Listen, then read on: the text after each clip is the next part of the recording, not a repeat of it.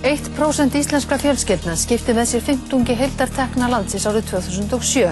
Ný rannsókn sýnir að misskipting auðs hefur aukist ört síðastliðin 16 ár.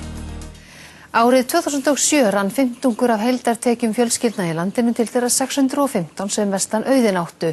Árið 1993 fengu þessar fjölskyldur rúm 4% teknanna. Þeir Stefán Ólafsson, félagsfræðiprófessor, og Arnaldur Sölvi Kristjánsson, hagfræðingur hjá Þjóðmálastofnun Háskóla Íslands, hafa rannsakað breytingar á tekjuskiptingu. Niðurstaða þeirra er sú að tekjur 1% fjölskyldna í landinu, það er þeirra 615 ríkustu, hafi aukist langt umfram tekjur annarra Íslendinga. Fyrir 16 árum fengu þessar fjölskyldur í sinn hlut 3% af heildarráðstöfunartekjum íslenskra fjölskylda að jafnaði. Þetta var það leyti sem áhrif frjálshyggju jukust í stjórnskipan landsins samkvæmt grein Stefáns og Arnaldar Sölva.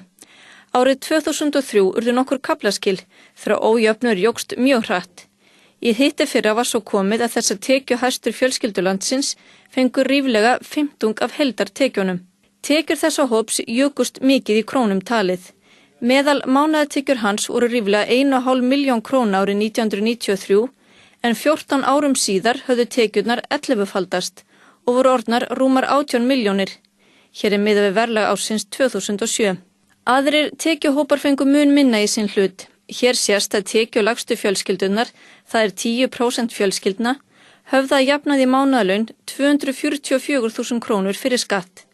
Ríkustu fjölskyldunar voru því með 77 sinnum meiri tekjur en þær tekjulægstu. Hver er helsta skýringin á því að þetta hefur aukist svona mikið ójöfnuðurinn?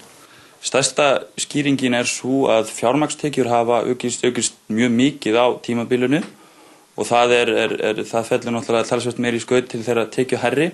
Þá var skattkerfinu breytt þannig að fjármagnstekjuskattur lækkaði og skattleysismörkin voru rýrð auk barna- og vaxtabóta. Skattastefnan breyttist í hittifyrra þannig að hún stuðlar nú að meiri jöfnuð en áður. Hins vegar er náttúrulega mjög mikil óvissa á ferð og atvinnuleysi að aukast. Þannig að það eru þarna þættir atvinnuleysi sem mun sjálfsagt auka tekjuójöfnuð.